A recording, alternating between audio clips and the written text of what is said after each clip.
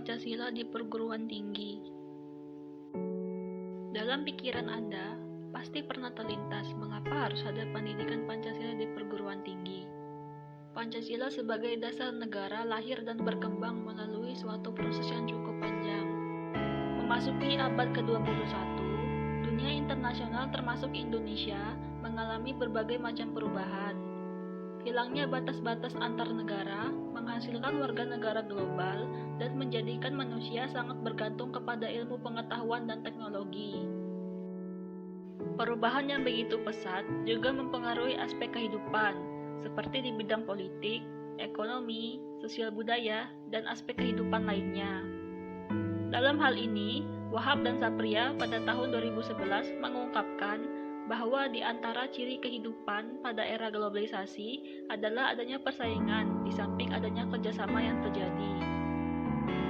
Banyaknya perubahan dan infiltrasi budaya asing yang bertubi-tubi mendatangi masyarakat Indonesia bukan hanya terjadi dalam masalah pengetahuan dan teknologi, melainkan juga berbagai aliran asing yang mulai tertanam di kehidupan, kemudian mendarah daging di masyarakat Indonesia. Pancasila sebagai dasar negara mengandung makna bahwa nilai-nilai Pancasila harus menjadi landasan dan pedoman dalam membentuk dan menyelenggarakan negara, termasuk menjadi sumber dan pedoman dalam pembentukan peraturan perundang-undangan.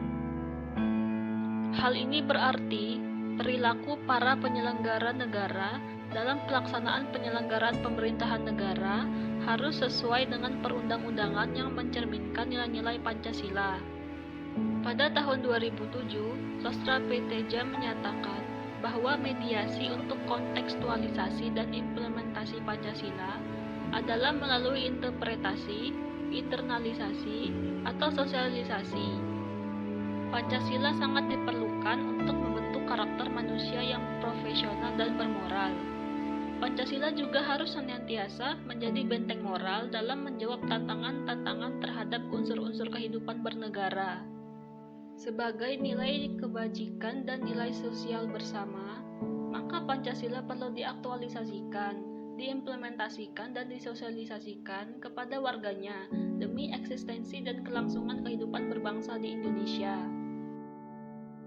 Namun realitanya, masih banyak warga yang menganggap pendidikan Pancasila dan pendidikan kewarganegaraan sebagai materi yang kurang menarik untuk dipelajari.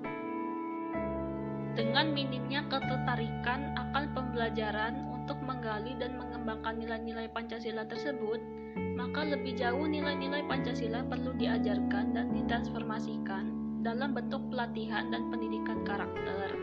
Agar pengetahuan mengenai nilai-nilai Pancasila dapat dipahami oleh para mahasiswa, maka pengertian dari nilai-nilai dasar Pancasila inilah terlebih dahulu perlu diungkapkan untuk mendapatkan pemahaman mengenai pentingnya dan berharganya Pancasila dalam kehidupan bernegara. Selain itu, terjadinya dekadensi moral pada masyarakat Indonesia juga menunjukkan pentingnya penanaman nilai-nilai ideologi melalui pendidikan, seperti yang tertera pada pasal 35 ayat 5 Undang-Undang Nomor 12 Tahun 2012. Dalam kehidupan politik, para elit politik yaitu eksekutif dan legislatif mulai meninggalkan dan mengabaikan budaya politik yang santun.